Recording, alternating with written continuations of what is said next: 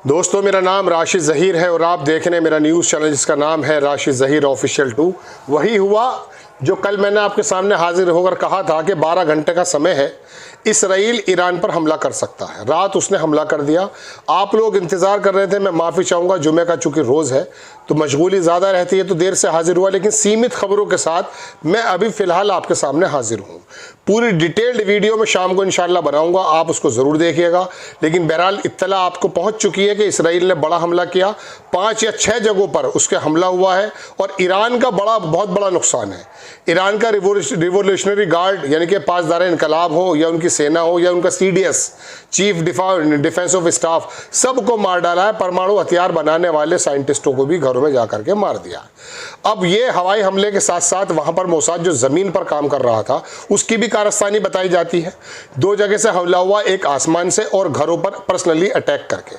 आप अंदाज़ा कर सकते हैं कि इसराइल ने कितनी ज़्यादा जानकारी हासिल कर रखी होगी जो उन्होंने वहाँ पर अलग अलग लोगों को, हालांकि कुछ जो मिलिट्री और आर्मी के जो सरबराह थे वो तो इकट्ठे बैठे थे। ये भी अजीबोगरीब बात है कि ये चारों एक साथ थे और उसको जानकारी मिल गई। इब्राहिम रईसी और विदेश मंत्री एक ही प्लेन में आ रहे थे, जब आपको याद होगा अजरबैजान से जब उनको वहाँ पे उनका जहाज़ जो है क्रैश कर गया था, जो भी हुआ था। तो इसराइल की इंटेलिजेंस इतनी ज़बरदस्त है। अब बात यह है ईरान क्या करेगा, ये क्यों होगा, ये मैं आपको बताऊंगा डिटेल में, और ईरान की ताकत क्या है ये भी डिटेल में बताऊंगा। लेकिन फिलहाल आप ये समझिए कि ट्रंप ने अभी फ़ोन करके मंडे को ये कहा था कि आप हमला नहीं करेंगे चूँकि ईरान हमारे साथ बातचीत में शामिल है। और इतवार में मस्कट में उनकी बात 6ठे राउंड की होने भी वाली थी। लेकिन ट्रंप ने जो 2 महीने पहले कहा था कि 2 महीने तक अगर नहीं ईरान ने जो है अपनी न्यूक्लियर तंसीबात को रोका तो मैं उसको तबाह कर दूंगा या हमला कर दूंगा, जो भी कहा था। ठीक 60वां दिन गुजरा है, 61वें दिन ये हो गया। अब इसमें बात ये निकलती है कि क्या इसराइल के लिए संभव है कि 1000-2000 किलोमीटर दूर जा करके वो ईरान पर हमला कर दे जब तक उसको बीच में किसी जगह से फ्यूलिंग का मौका ना मिले। 40 से ज़्यादा अमेरिका की बेसिस बनी हुई है पूरे मिडिल ईस्ट में और लगभग 40,000 से ज़्यादा उसके ट्रूप्स मौजूद हैं। वहाँ संभव नहीं है कि वो ईरान पर डायरेक्ट आए, हमला करके वापस चला जाए जब तक उसको रिफ्यूल ना किया जाए। तो उम्मीद ये की जा रही है कि बीच में जो बेसिस हैं उसके अंदर से उसने शायद रिफ्यूल किया होगा, तब जाके हमला हुआ है।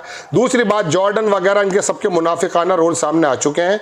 जॉर्डन ने कहा कि मैं अपनी एयर स्पेस का जवाब जो है इस्तेमाल करने नहीं दूंगा, लेकिन जब वो गुजर रहे थे हमला करने के लिए उसने कुछ भी नहीं किया है। दोस्तों, बात यह है कि इसराइल को मना करने के बावजूद भी उसने हमला क्यों कर दिया? क्या उसको वाकई इस तरह से मना भी किया गया था कि वो ना करे, या फिर ट्रंप प्रशासन और जो वहां अमेरिका को चलाने वाले यहूदियों की जो पूरी की पूरी लॉबी है उसके बीच में कोई ठन गई है? देखिए, पहला 99% तो उम्मीद यह है कि यह अमेरिका की बिना मर्जी के मुताबिक होगा नहीं। 0.1% ये उम्मीद की जा सकती है कि अब ट्रंप को चूंकि मालूम था कि उसका तख्ता पूरी तरह से उलटने वाला है और अब किसी हद से बात हाथ निकलती जा रही है, उसने ईरान को जो है हमला कर दिया है ट्रंप के बरखिलाफ जाके। मैंने कहा इसकी उम्मीद सिर्फ 1% है। ऐसे में ट्रंप और डीप स्टेट या जो भी हमला करने वाले यहूदियों ने जो उनको प्रवोक किया है उसके बीच में ठन सकती है। मार्को रूबियो जो वहाँ के रक्षा मंत्री हैं स्टेट, उनका बयान आया है बाकायदा विदेश स्टेट मंत्री का कि इसमें अमेरिका का कोई हाथ नहीं है, लिहाजा हमारी स्पेसिस को, हमारी बेसिस को ना छेड़ा जाए। स्टेट फॉरवर्ड व्हाइट हाउस से अलामिया आया है।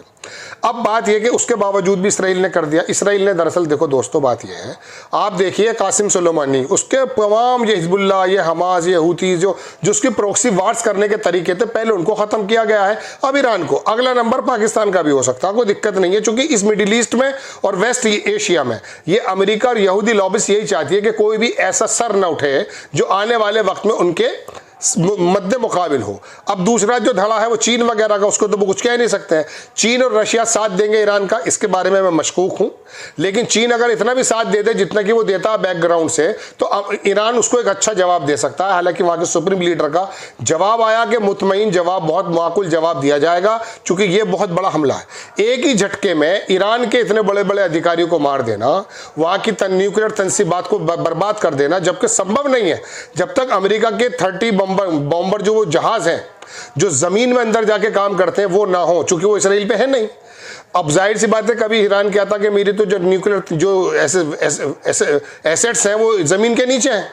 कोई 1 किलोमीटर बताता, कोई 80 और 100 मीटर के अंदर बताता है।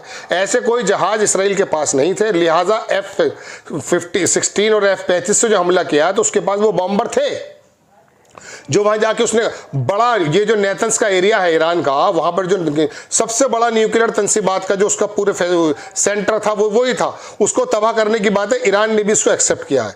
उनके जो वहाँ के जो आर्मी के चीफ थे और जो रिवोल्यूशनरी गार्ड के चीफ थे और तमाम ये 4-5 बड़े बड़े सरबराह लोग मारे गए। अब ईरान क्या करेगा वो बात अलग है, लेकिन दुनिया में क्या चल रहा है, इस सब लोगों ने सऊदी अरब की तरह और मिस्र की तरह कंडेम कर दिया। वो करते हैं, उनको करना भी है, लेकिन उनका मकसद ये हल हो रहा है कि ईरान तबाह बर्बाद हो जाए। ईरान के बाद पाकिस्तान का नंबर है, याद रखिएगा मेरी बात। तो बहरहाल दोस्तों बात यह है कि अब ये लोग चूंकि ईरान की इस ताकत को एक दाजू तो वो काट चुके थे। ये जो प्रॉक्सी वॉर जो कासिम सुलेमानी ने की थी उसको भी ख़त्म वो लगभग कर चुके हैं। हमास का बहुत बड़ा नुकसान है, हिजबुल्लाह के लोग ख़त्म हो चुके हैं, हूतीस को पहुंचा रहे हैं, और तमाम जो इस तरह के जो लोग हैं जिनको ईरान के बारे में कहा जाता है कि ईरान इनको सपोर्ट करता था, अब ईरान की बारी आ गई है। अब न्यूक्लियर जो बात आई है उसके बारे में एक बात और बता दूं। मैंने कल आपको बताया था कि जो इंटरनेशनल एटॉमिक एनर्जी का जो संस्थान है उसमें लगभग 35 मुल्क हैं। उसमें से उसके सरबराह ने यह कहा कि ईरान ने हमें 3 जगह ऐसी हैं जो नहीं दिखाई हैं, उसके अंदर उसने वहां पर जाके अपनी न्यूक्लियर फैसिलिटी का पूरा काम कर लिया है।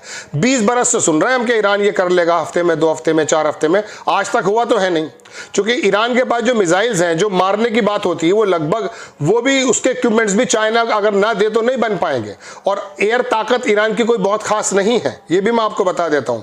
तो अब बात यह है कि वो जो एटॉमिक एनर्जी की जो संस्था है उसने कहा साहब ये ऐसे ऐसे बात है, तो वहाँ ये यूएनओ का अदारा है, वहाँ पे 19 मुल्कों ने तो ईरान के खिलाफ करारदाद पेश कर दी थी। 3 मुल्क ऐसे थे जिन्होंने ईरान के पक्ष में, उसमें रशिया और चाइना भी हैं, और 11 मुल्क जो थे वो एब्सेंट रहे हैं। यानी कि उन लोगों ने कहा कि या तो हमें हफ्ते 2 हफ्ते 4 दिन के अंदर आप बताएं कि उन तीनों जगह पर आप वहाँ का सर्वे करा रहे हैं या नहीं। इसके बारे में उन्होंने वार्निंग जारी कर दी थी। ये वार्निंग पूरी भी नहीं हुई जो इसराइल ने वहां पर हमला कर दिया, क्योंकि इसराइल जानता है कि मुझे अगर कोई नुकसान पहुंचा सकता है तो वो ईरान है। अब ईरान के देखिए होता यह है, मैं आपको बताऊं, उम्मत मुस्लिमा का मामला यह है कि अभी वो सीरिया का आदमी आया था, जब वो आया था तो हमारा एक यूट्यूबर है दाढ़ी वाले, वो उसको हीरो बनाए दे रहे थे, मैं मना कर रहा था तो मुझे भी गालियां मिली है। अब वो जाके इसराइल के पैरों में चला गया है। बात यह कि हमें तो यही नहीं पता चल पाता कि कौन इसराइल के पैरों में है और कौन इसराइल का दुश्मन है। अब बात ये जो तमाम सऊदी मुल्क है ना, ये एक तरह से आप मान के चलिए इसराइल के इत्तेहादी हैं। अगर ये खड़े नहीं होते हैं, चूंकि अमेरिका के इत्तेहादी हैं, अमेरिका इसराइल का इत्तेहादी है, इन दोनों मुल्कों को यहूदी चलाते हैं, तो ये तमाम चीज़ें, ये खित्ता भी दरअसल ईरान के पक्ष में नहीं है। टर्की का अलग मसला है, सऊदीया का अलग मसला है। तो बहरहाल हुआ यूं है कि अब ये हमला जो हुआ है, अब ईरान करेगा क्या? पहली बात तो मैं आपको बता दूं, मिस्र, जॉर्डन वगैरह इनमें से कोई बोलेगा नहीं, उसने हमला कर दिया है, अमेरिका पीछे हट गया। अब ईरान करेगा हमला, चूंकि उसकी जो दस्त के अंदर बात है वो ये है कि वो अमेरिका की जो बेसिस है, उसने कहा भी था कल कि अगर हम पर हमला होता है तो अमेरिका की बेसिस को हम उड़ा देंगे। अमेरिका पे वो हमला करेगा ईरान, तो अमेरिका उसके अंदर अभी तो इनडायरेक्ट वे में शामिल है, उसने मना किया है, लेकिन अब वो डायरेक्टली आ जाएगा। अब वो बूट्स ऑन ग्राउंड्स आए, हवाई हमले हों, अब पता चल जाएगा ईरान तने तना खड़ा हो जाएगा। चूंकि मैं नहीं समझता कि रशिया उसके साथ आएगा बहुत ज़्यादा, चीन उसके साथ आएगा, चूंकि अभी इसी जो करारदाद पेश हुई थी इंटरनेशनल एटॉमिक एनर्जी की, उसमें जो यूरोप के 3 मुल्क हैं, जर्मनी, फ्रांस और इंग्लैंड, ये 3 ईरान के साथ खड़े मिलते हैं। ये लोग भी एकदम फौरन अमेरिका के पाले में चले गए थे कल जो काउंटिंग हुई, जो मैंने आपको बताया था।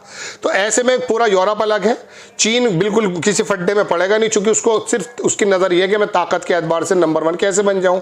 रशिया के हालात आपको मालूम है, वो यूक्रेन से उलझा हुआ है। हालांकि ईरान ने ड्रोन के मद्देनजर बहुत ज़्यादा मदद पहुंचाई है रशिया को। अब यूरोप के लोगों का भी कहना यह है दरअसल कि हम इसलिए साथ नहीं देंगे ईरान का, चूंकि ईरान ने रशिया का साथ दिया था यूक्रेन के खिलाफ। अब बहरहाल दोस्तों बात यह है, ये तनज़्ज़ुली का वक्त है या कोई और वक्त है, या अल्लाह ताला इन्हीं में से कोई ऐसा ताकतवर व्यक्ति निकाल करके दुनिया को सबक दे देंगे। लेकिन बहरहाल ये जो महीनों और सालों और सदियों की जो अय्याशियाँ थीं, उसका नतीजा ये है कि आज पूरे मिडिल ईस्ट में इतने मुल्क, इसराइल सर्वे सर्वा बन गया है और बनने जा रहा है। यकीन मानिए अगर ईरान को वो ख़त्म कर देता तो कोई ताकत इस मिडिल ईस्ट में नहीं होगी, चाहे मोहम्मद बिन सलमान हो, चाहे इजिप्ट हो, या ये कोई ताकत उसके आगे नहीं रखेगी। वो जैसा चाहेगा वैसा करेगा, और अब भी वही करता है। अमेरिका ने ये नेतन्याहू से, ट्रंप से उम्मीद की गई थी कि वो शायद इस काम को कर पाएंगे, लेकिन मैं आपको बता दूं वो लॉबी बड़ी मजबूत है। पूरी दुनिया का मीडिया उसी के हाथ में है, पूरी दुनिया की ताकत उसके हाथ में है। लेकिन बहरहाल इस ताकत से ज़्यादा इंप्रेस हम तो होते नहीं हैं, क्योंकि सबसे बड़ी ताकत तो हम जानते हैं कि हमारा अल्लाह है। खैर, कहने का मतलब ये कि ईरान ने पर उसने हमला कर दिया है, और डिटेल ईरान की थोड़ी ताकत के बारे में और ईरान किस प्रकार का रिस्पॉन्स दे सकता है इसके बारे में। और इसराइल के नेता ने कहा कि ये हमला भी रुकेगा नहीं, महीनों भी चल सकता है। हो सकता है जब तक मेरी आप खबर सुन रहे हो इसराइल का दूसरा हमला वहां पर हो जाए। अब वहां पर S-400 भी ईरान के पास था, एक्टिव नहीं थे, एक साथ लोग थे। अंदर की इंटेलिजेंस कितनी फेलियर थी, मोसाद ने जमीन पर कैसे काम कर दिया, कैसे लोग इनके मारे जाते हैं, इस्माइल हानिया वहां मारे, मतलब कुल मिला के सब कुछ होश पोश है। इनकी इंटेलिजेंस कितनी ज्यादा कमजोर है कि इस्माइल हानिया जिस कमरे में था आज तक ये नहीं पता चल पाया कि वो ड्रोन से मारे गए, बम से मारे गए, फोन से मारे गए, क्योंकि इनके यहाँ के ही लोग जो है ना वो बहुत ज्यादा वहां पर मोसाद एक्टिव है, पकड़े भी जाते हैं।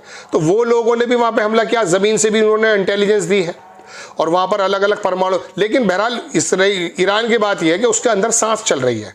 वो अगर अपनी ताकत को इतना बढ़ा लेता है, जैसे कि सुप्रीम लीडर की तरफ से बयान आया कि अगर आपने तबाह कर दिया हम फिर दोबारा से बनाएंगे। ये ताज़ा खबरें तो मेरे पास जो मौजूद थी मैंने आपको दे दी हैं। अभी मैंने बहुत ज़्यादा पढ़ा नहीं है, जुमे का वक्त है। इंशाल्लाह मैं शाम तक डिटेल में आपके सामने वीडियो लेकर आने वाला हूँ। आपसे गुजारिश है चैनल को आगे बढ़ाएं और जो है सब्सक्राइब भी करें, और शाम को वो वीडियो ज़रूर देखें जो मैं डिटेल वीडियो आपके सामने बनाने जा रहा हूँ। फिलहाल ये मेरे पास खबरें थी जो मैंने आपको बताई हैं। इंशाल्लाह हाजिर होता हूँ।